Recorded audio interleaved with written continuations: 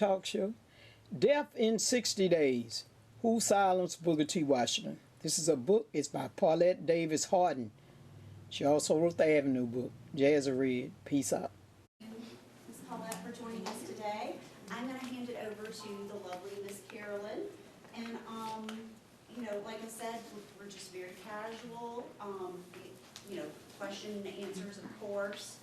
And we'll just let Ms. Carolyn, Ms. Paulette have the floor. Okay, thank you. Thank you. Good morning. Good morning. And I'm going to ask you like I always do. How you bees this morning?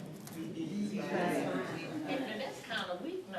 My bro is over with. So how y'all bees this morning? Bees. I like that. That's what I like. It is an honor and a pleasure.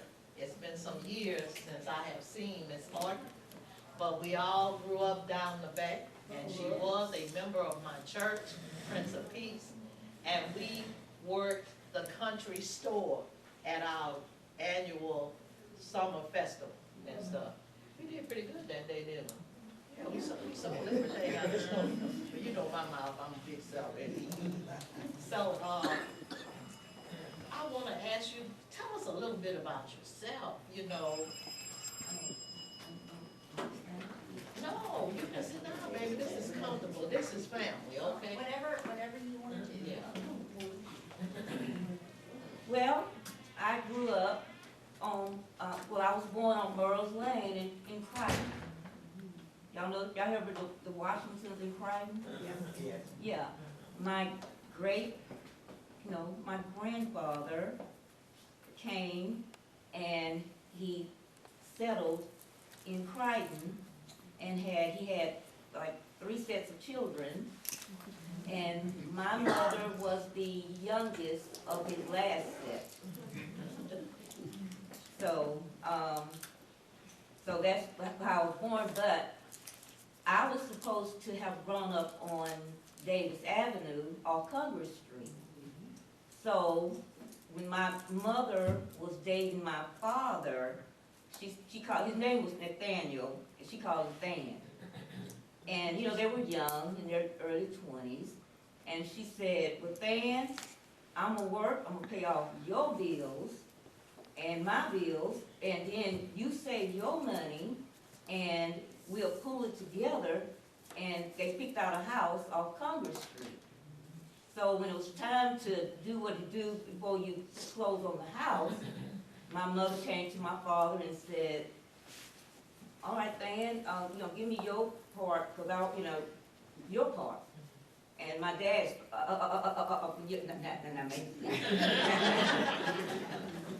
she said, you mean to tell me you ain't got the down payment? She said, I paid all your bills. But there was $500 left.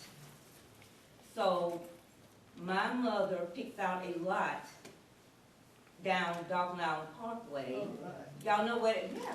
I live there. Ooh, okay, you know what the fire station is? Yes, ma'am. Stewart Road, Jacksonville. Yes, ma'am. I grew up on Jacksonville. Yeah, I married a man from down the bay. Right on. Right on. Yeah, his name was Leonard. My husband died in 2010.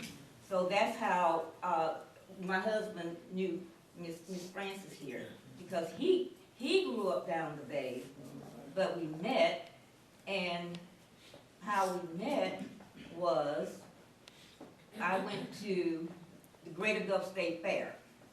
And you know how people are always trying to sell you something. So I took a ticket for a raffle. So they call everybody and tell them they won. So they told me I won to take an 8x10 picture, and it was the House of Brides. It was located by the Cannon back then. So I was just sitting there getting ready for my my photograph, and this guy walks in. And he said, hey, ain't your name Davis? That's my maiden name. I said, yeah. I said, what's your name? Leonard? I said, Leonard what? Horton? I said, spell it. He said, Horton. I said, oh, okay. He said, you was a Chili that Bishop. I said, yeah. and mean, you know? So, you know, they called me back to take a picture. You know, I asked him, I said, you got a sister? He said, no, I got a sister, but I don't have any brothers. It's just me and my sister. So they called me back. They called me back to take my picture. So he was gone. He was there to meet somebody, but he was gone when I come back. And a few days later, they call that telephone and say, hey. I said, who is this? You know, that guy at that shop. I said, how did you get my number? Because I know I didn't give him my number. He said, I did research. He said, I come to find out that people down DIP were a friend of his, so they cross-referenced. And he said, I called every Davis in that book. So that's how I met my husband. But when we went on a date, we went on a date, and so he said he was an artist and a photographer. So we went on a date. He showed me some of his artwork, and he had this cold attitude. Well, you know how he had this. He had this cold attitude, and he just, I don't know, he was just kind of a cold-like person. So I just didn't associate, you know, myself with him. And so when he drove me back home, I said, well, are you gonna walk me to the door? He said, well, I thought it was light enough out here for you to walk by this morning.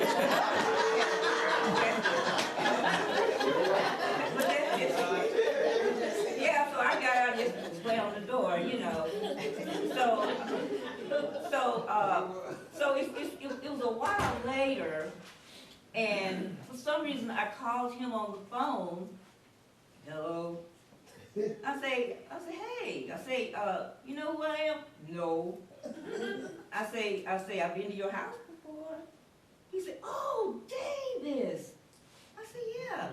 He said, I was wondering, because you had told me that you was going to go up north to stay with your sister. And that's the reason I never did call back. I said, no. He said, I saw your little sister playing in the front yard, and I wanted to ask her so bad, you know, where you were.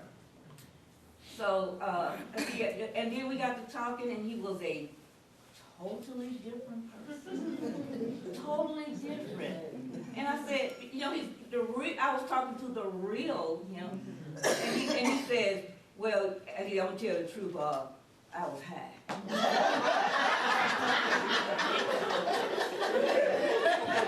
that was in October. And then, I think it was around December, he said, you know, we had been talking for like 2 months, and he said, one day I want to ask you something. Will you marry me? Because we just met. You know, so we started, you know, we picked out a house, we looked at different places, and we picked out a house around the last stadium, and we both liked the house, and we got married.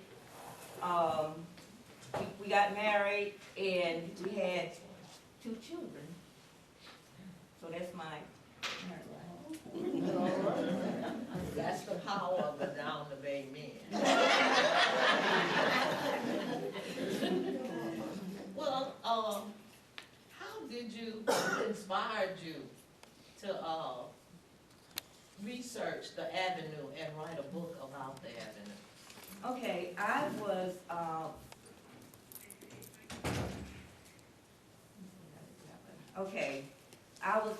I was a community health nurse, you know, when I started the health department. I was a nurse at the University of South Alabama Medical Center because I was fresh out of nursing school in '86. And I really didn't like hospital nursing, you know, and they put me in a unit by myself. And like, it was almost like you know, I wasn't familiar with doing a lot of things. Oh, did you get the IV board ready? I said, was I supposed to? You know, I mean, what I should have, in my early career, what I should have done was worked on the floor with experienced nurses, but they put me in a unit, and I was the head of the unit. You know, and that was my first big mistake although I did fine, but I heard a girl talking about home health, and I know she said, "Is this girl working home health?" I said, "What is that?" You know, and she told me what home health was, and I really didn't like. I didn't dislike USA. I didn't like working. I never liked to be in charge of nothing. Never. So, I found out that there were some openings at the health department, and I said, I could go be a OBGYN nurse, you know, help young teenagers, and you know, and I could be indoors, you know, doing something that I really like. So I interviewed at the personnel board, and on the list of 12, you know, 12, number 1 is the one they like the most, and number 12 is the one they like the least. So when I got my letter, I was number 11. So I wasn't going to settle for that, because I wanted to work at that health department. So what I did, I found out who was the head person, and I said, you know, I'm Polly Ward, and I applied for this job, and I'm at the bottom of the list. And I said, I think I'm number 1. He said, you think so? I said, yeah. He said, well, many times when they send us candidates, they're not our choice. And so when they interviewed me, you know, they wrote me and told me I got the job. But I wanted to work in OBGYN, you know, inside the building, but I wanted to work with teenagers. And then, they said, we think you'll be better in home health, because they was increasing their home health staff at the time. And they threw me in home health. And I came home and I told my husband, I said, I think I done got the wrong job. I said, you be in this car, then you drive to people's house, you get out, then you go to another house. Say, what? I said, yeah. I said, it's called home health. You know. And so it just so happened, what really made me like it was my first patient was a lady that I knew when I was a child. And she was very, very sick. And she said, I remember you, but I want to tell you something. I said, what? She said, your mama thought I was going with your daddy.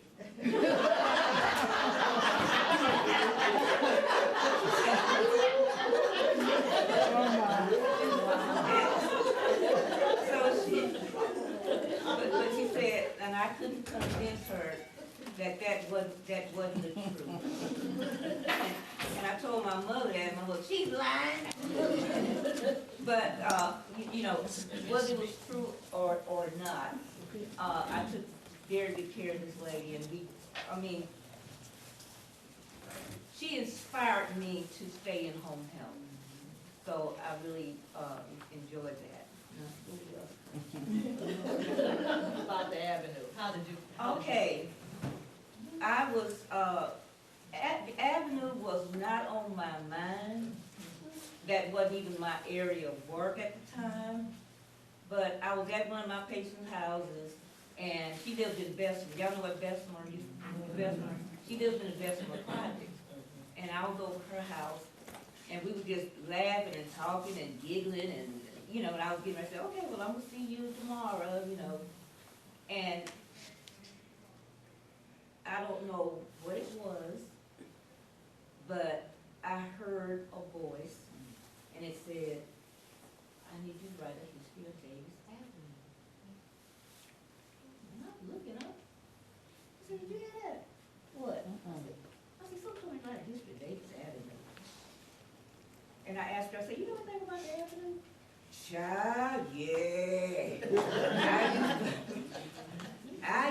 to be on that avenue, I beat up people and blocked up Congress Street. And you know that it's a house on Davis Avenue, it used to be an old detention home years ago. Yes. She said, and one day she was in my car, because I always drove my patients around. She said, see that upstairs right there? That was my room. And I got, yeah, and she said, I went to Mount Meigs. She told me she was with Mount Meigs. She said I was a hellion back in the day. She told me she was a, I guess they call them, what, ladies of the evening, prostitutes, whatever. She said back in the day, you know. And so she told me a lot, and she told me, now if you're gonna write a history of Davis Avenue, and she named all the people, make sure you put J.B. Friedlander, make sure you put this person, Jesus Paris, this man, make sure you put so-and-so. They live at 207 Maple Street. She knew where everybody was. I mean, you know, so, and I talked to Mr. J.B. Friedlander. He owned a hardware store. He was a white man. He owned a hardware store. He is the one who told me about local history and genealogy. And so I went to local history and genealogy and started tracing anything that I could find out about Davis Avenue. And I saw something that would interest me.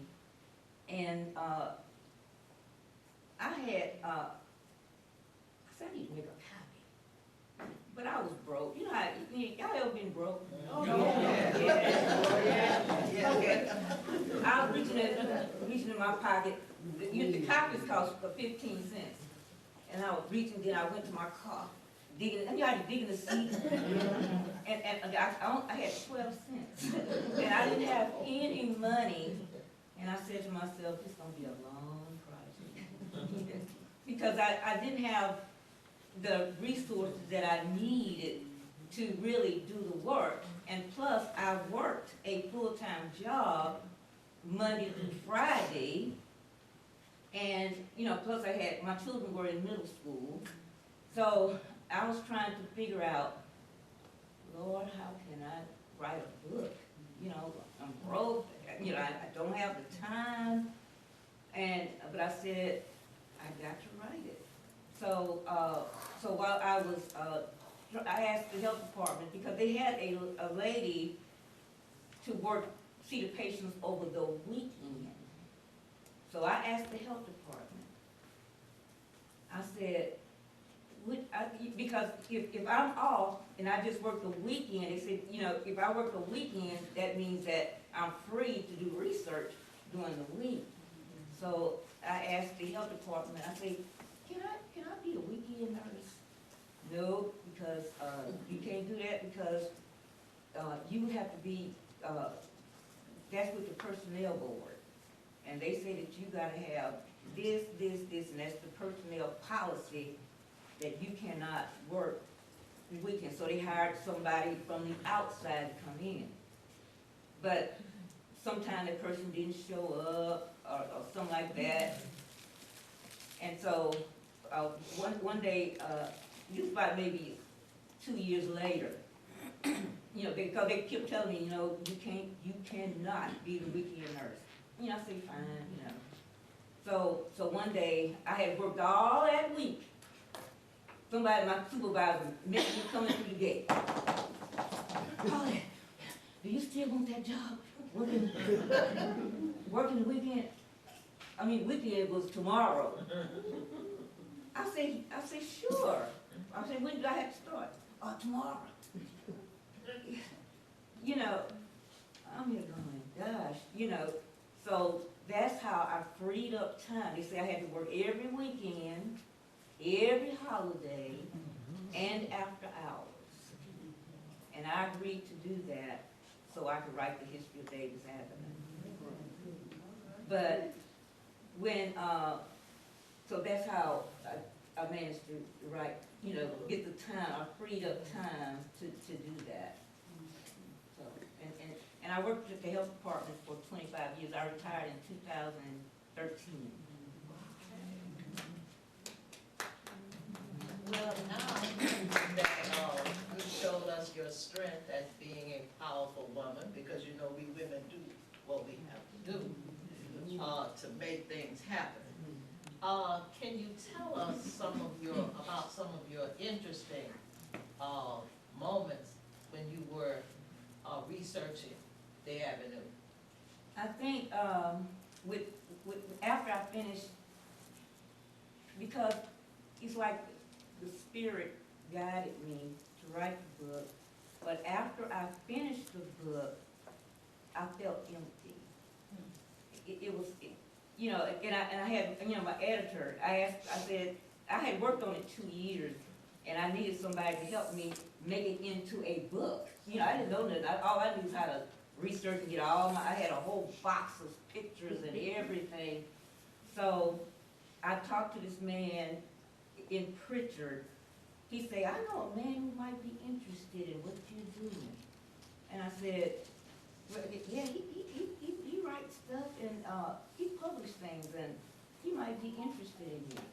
So he gave me the man's number. So the man called me on the phone and he said, now tell me what you want to write. I say, I want to write the history of Davis Avenue. And I found out y'all heard of Washington Place?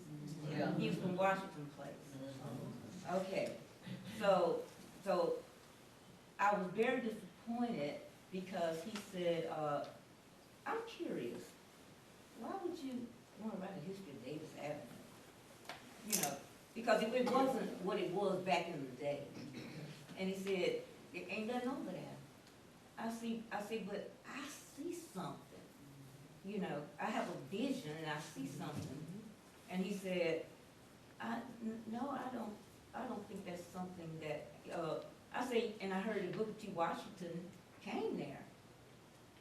And I said, you know, he came there, he ate at the Patton home. So he said, I'm sorry, but that's not something that I feel like, you know, gonna amount to anything. So I hung the phone up and I cried. And I said, what does he know? You know. So the next day he called me back. And he said, tell me again about Booker T. Washington. I said, well, he came on Davis Avenue. He ate at the Patton home. He used to come to Davis Avenue all the time. And, you know, I just mentioned all the things that Booker T. Washington was connected to Davis Avenue. And he said, okay, would you trust me to be your editor? I said, sure, you know. And, you know, I let my husband meet him. And, you know, my husband said, I want to meet him. I want to meet him. So, you know, I let my husband meet him. So we let them talk. And I said, well, what did he ask you? He said, look, I'm tell you, oh, I'm so sorry.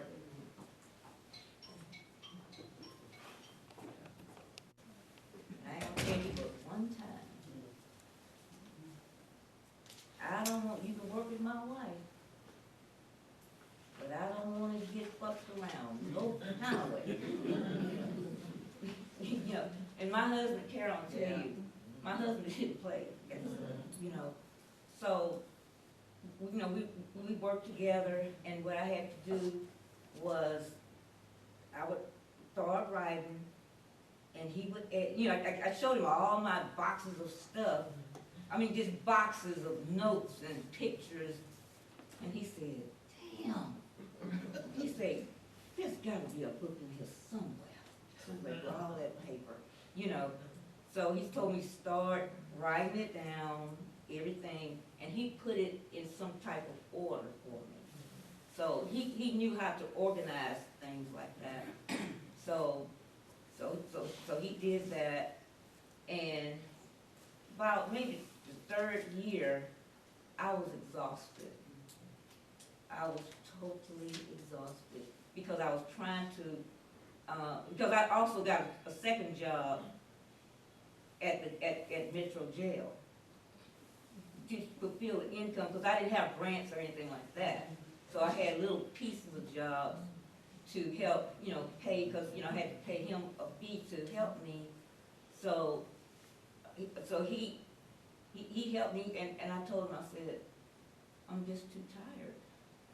I'm exhausted, you know, and I was looking at all the pictures, you know, I had sitting around, and I said, I can't do this book.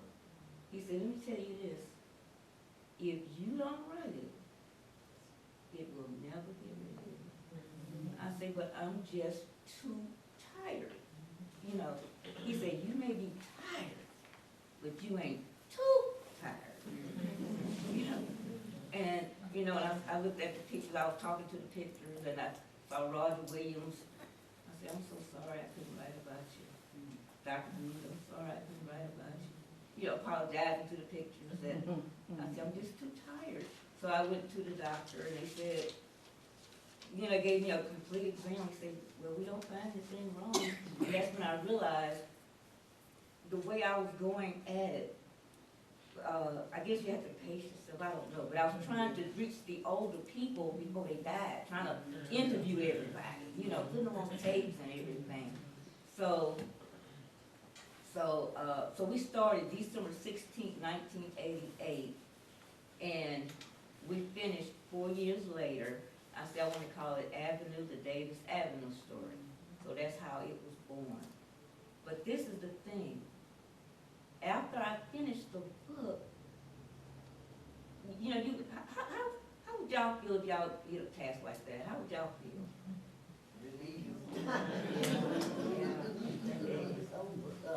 No, I didn't feel any of that. I felt I was crying because, you know, he was packing the book up, ready to go get published. He's home, and it's almost like it was my baby. Because I was with it for 4 years, you know, and it was gone away. But I felt that it was something else.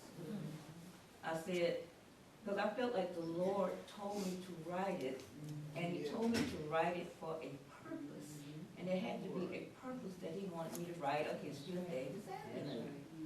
And so it just so happened that I started writing the history of the Black Baptist churches. And I was in Tomanville. Y'all heard of Tomanville? Yes. I was in Tomanville. I don't remember what street I was on. And I said, I was interviewing the pastors. And I was driving along, and I said, oh, Reverend Holly live around here.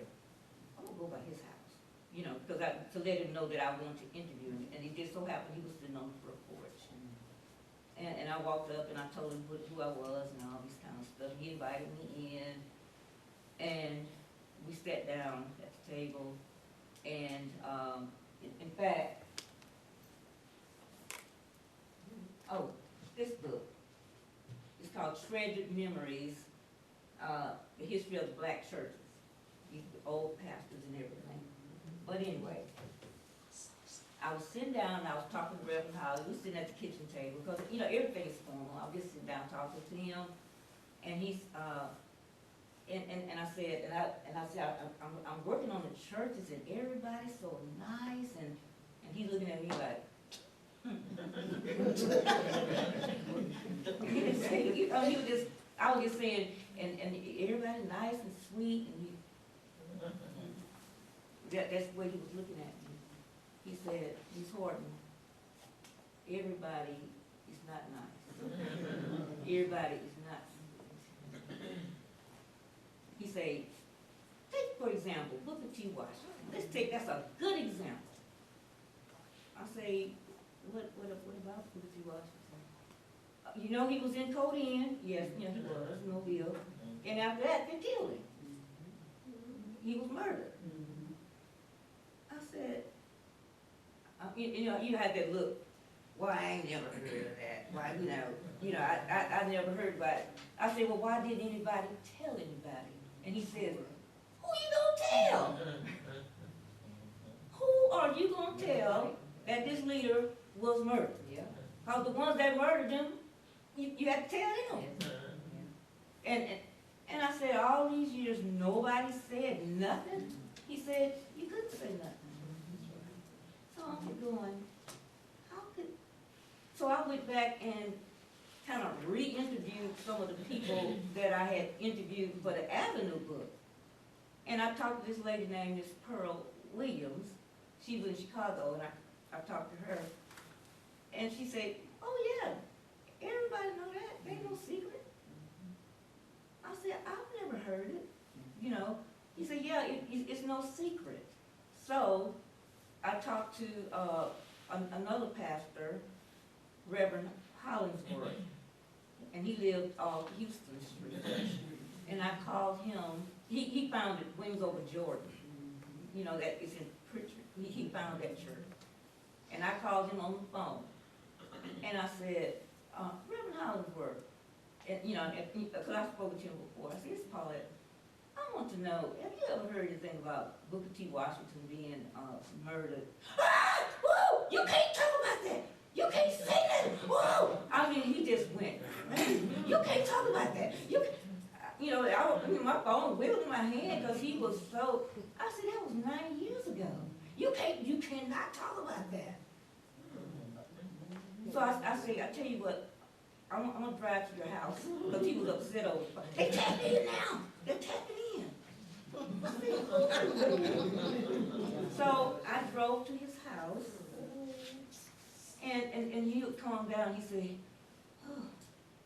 I say, what's the matter? He said, you know, he said, after I talked to you, I kind of calmed down because it was not an American that did it. It was a Haitian that did it. And he said, that, you know, because Reverend Holly told me that the Haitian said, the deed is done, I loaded it. And I'm wondering why nobody ever said anything like that. And it's when I learned that back in the day, you know, just like now when you turn on YouTube, you hear some of everything. I mean, these young people, they just blurt out. They're not keeping secrets. So what I did was, he told me they gave Booker T. Washington the same thing they gave Socrates, poison hemlock. And that's how he died. So I mentioned that to my editor, and he said, I've never heard nothing like that. He said, I would leave that alone. Because Reverend Holly told me it was Reverend Holly. He said they was gonna call it racial characteristics. I said, what's that? He said, that's the thing. Nobody wanna know what it is. I said, okay. So from 2003 to 2006, I just thought about it, but I never, you know, I never did go into looking further into it. And I was sitting at my desk at work, and something told me,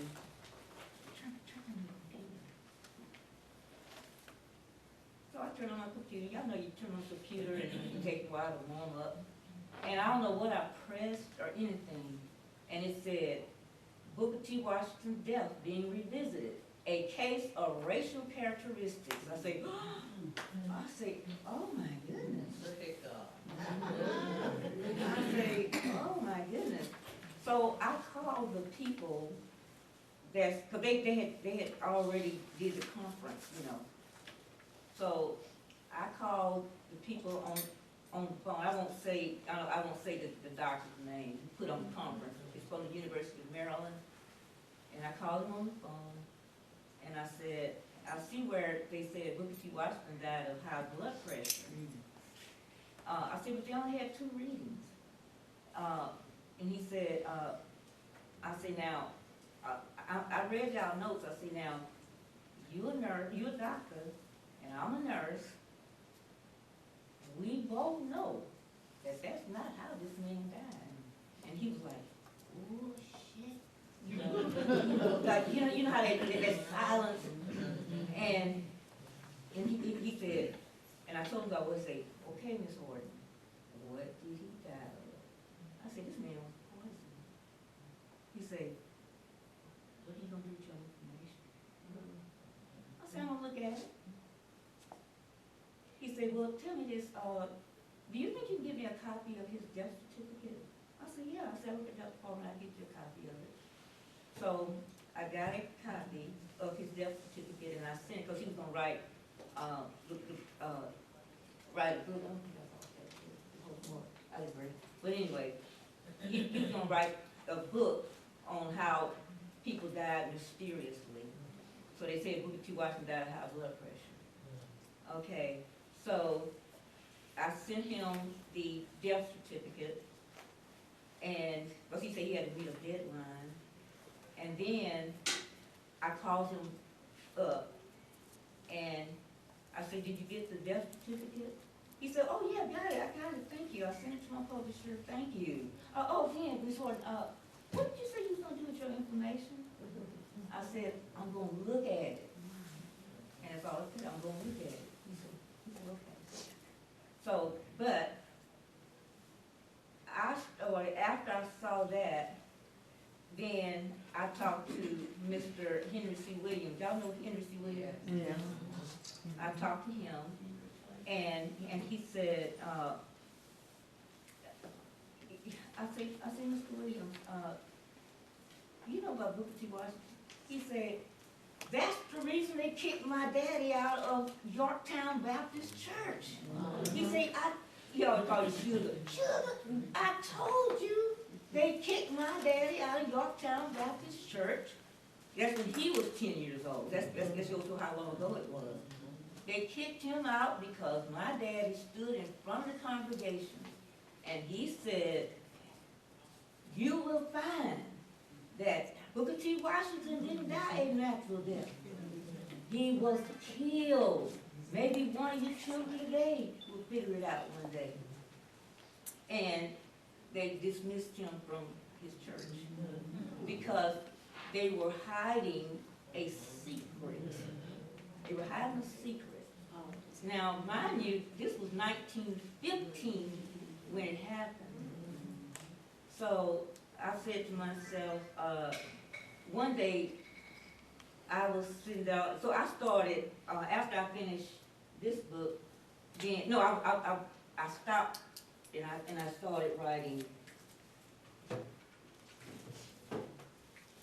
I started writing this book, Death in 60 Days, because he was in codeine, and 60 days later, he was dead and buried. So that's why I call it Death in 60 Days. So what I, in my findings, it was so, they said, did y'all read they said Booker T. Washington got sick. Have y'all finished reading what I put? Yeah. Now, they said, that's what, for over a century, they said that Booker T. Washington was making a speech at the National Congregation of Churches and American Missionary Association. They said he traveled to New York and made a speech, and he got sick, and the doctors told him, "Well, you got a few hours to live." And they say he caught, now, his secretary wrote that, what I gave y'all. His secretary wrote that back in 1917. And that's what his secretary said happened. And now mind you, it said he's gonna go to the National Association for Congregational Churches. He was gonna be their guest speaker. Okay, then he got sick and was admitted to Rockefeller Hospital. Okay, now, as a nurse, when a nurse look at things, we look at it kind of different than most people. You know, our eyes are kind of dancing. You know, we just be dancing around, And I said, "You said that he was admitted on November the 1st. His vacation ended October 1st. Now he's going to be admitted to the hospital November 1st. And then they said he was discharged on November 3rd. My question is, where did he go? So when they revisited his death, they had November 1st, November 2nd, and November 3rd with 2 blood pressure readings. I said, now, if a person got high blood pressure, they're gonna check it more than twice. But they did a conference in 2006, and a packed house, and they said that's what Booker T. Washington died of, high blood pressure.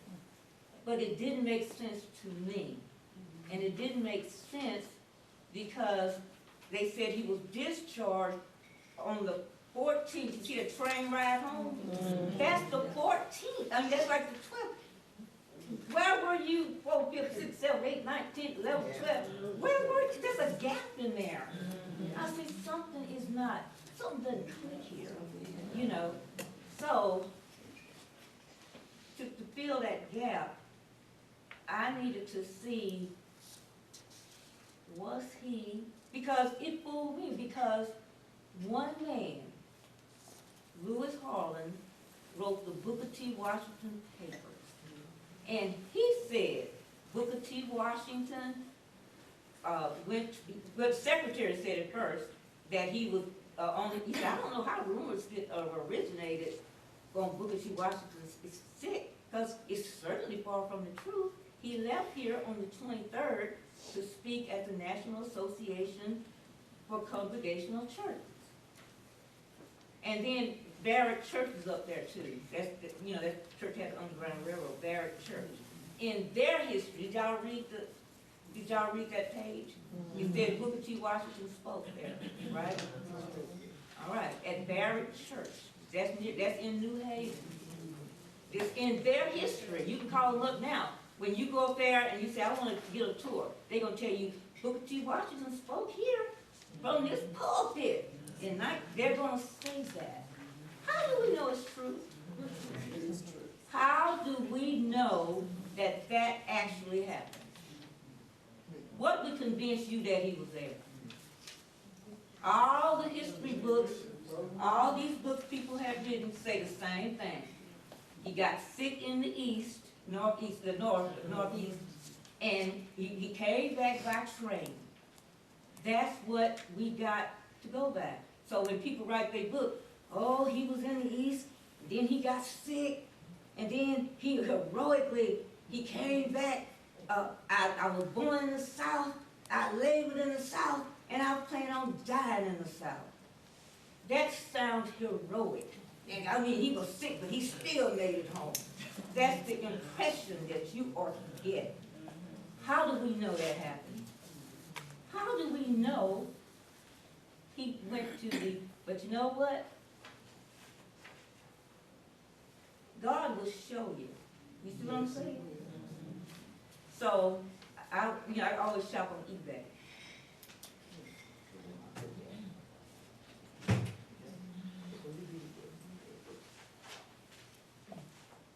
Oh, never mind. I was looking at eBay.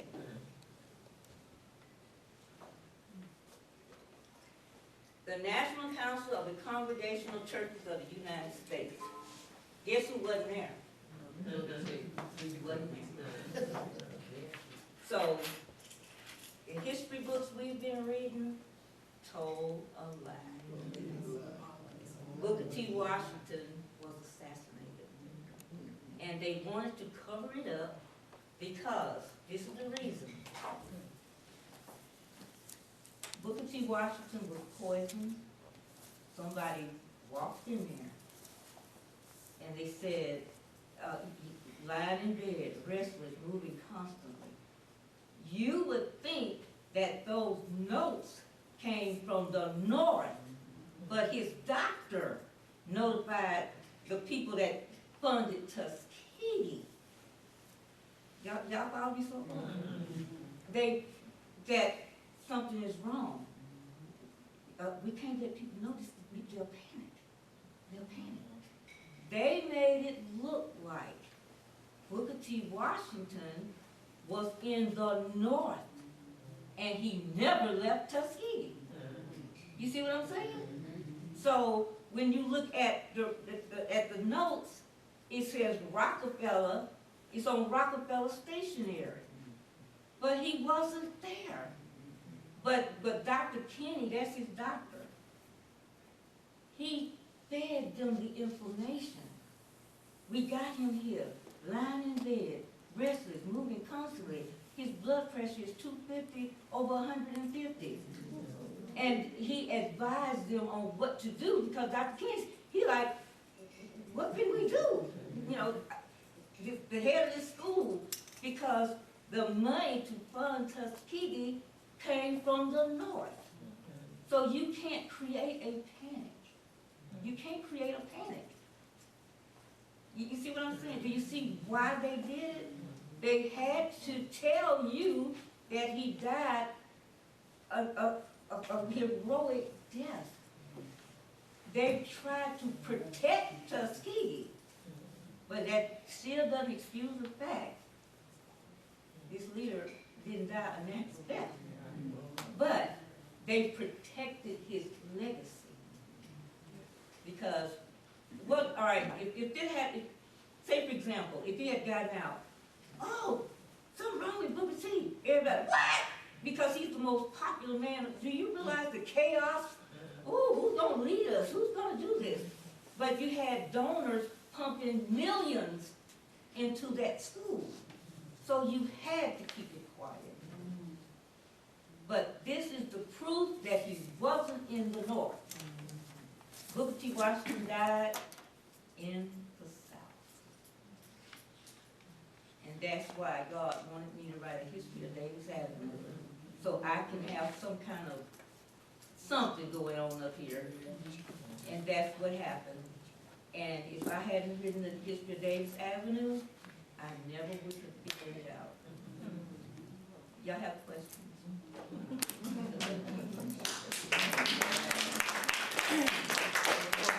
I know somebody ought to have a question.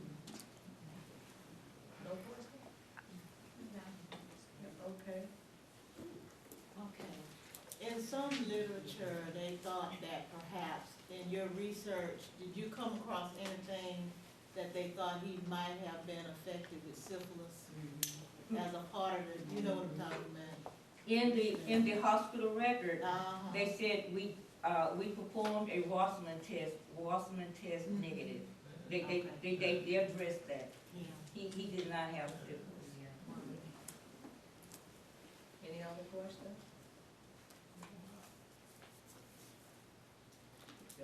I am just so impressed with your persistence, and that you didn't just sit down and interview people and write memories, but you went farther and done a lot of research.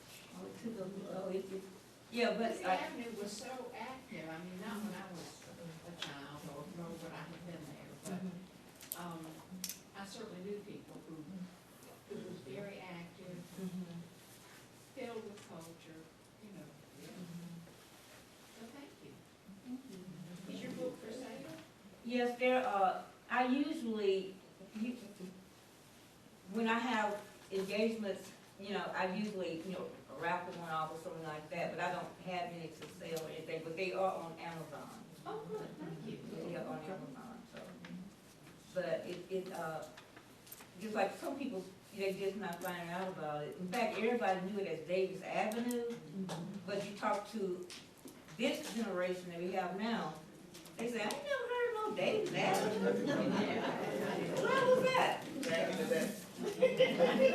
No, I have never heard of it. But I interviewed people that lived on the dump. Yeah, on the dump, but one thing that I found, people that lived on the dump, they don't want you to know they used to live on the dump. They say, oh, don't let, I was a school teacher, now don't let nobody know I grew up on the dump, And, I interviewed pimps. I was talking to this pimp and he says, I'm gonna tell you. First, I had to warm up, he didn't, because he didn't know me. Because the one thing I asked, when they let me ask them questions, they opened the door, So I talked to this pimp, he said, I've actually seen men on 3 Mile Creek drowning, and I refused to help. He says, a whole bunch of them down in 3 Mile Creek right now. And then I asked, I was asking people, I had to pick what to put in the book, because if I had put some of the things people said, the book, yeah, it's like, Might have been in jail. yeah, yeah, but,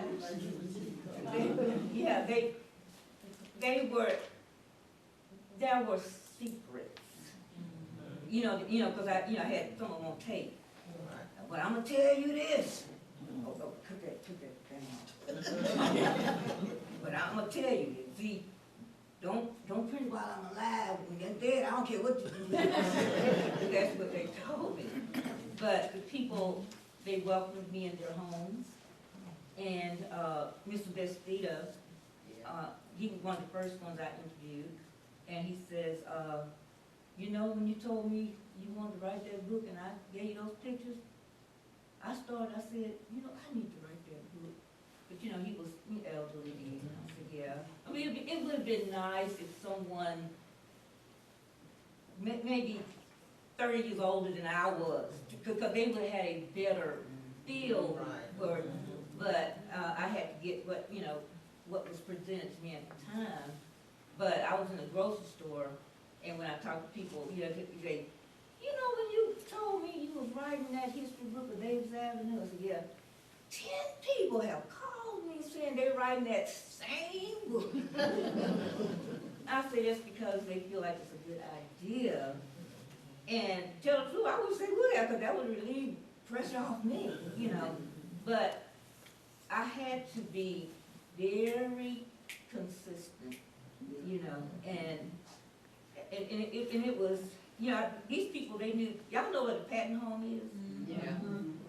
There were people alive, they knew Dave Patton, and when I talked to prostitutes,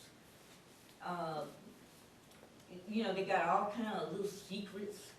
See, he be thinking he be getting something here, and that ain't even what it is, I just wanna know, when you interviewing those prostitutes, did they say anything about my Uncle Tom?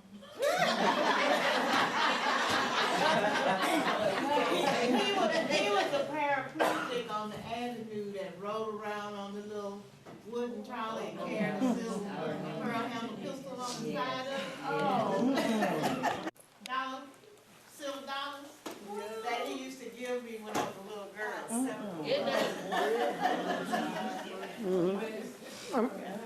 One of the main people they talked about on the avenue was, y'all heard of, they call him Mayweather?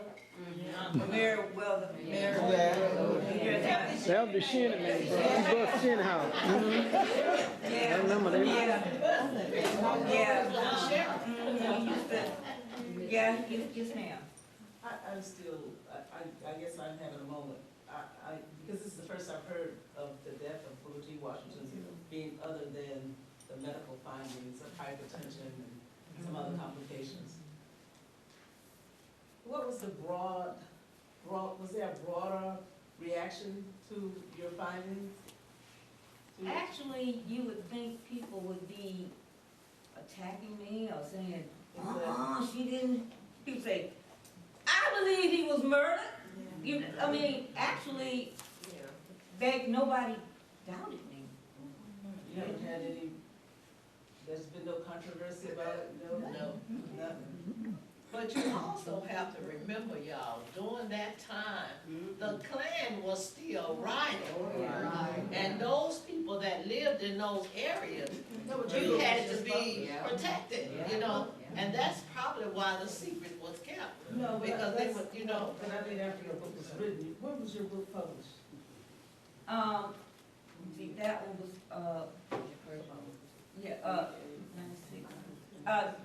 it was in 2008. 2008. And there was no upheaval, there was no controversy, there was nothing from the medical field or the FBI or anybody. Because it was true anyway. And,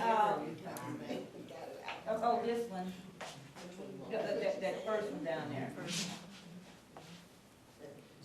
Okay, I had to do a lot of traveling too. This is the gold standard. It was written by Lewis Harlan. Lewis Harlan is the one who put in his book, Booker T. Washington was in the North at Rockefeller Hospital, and he came home on the train.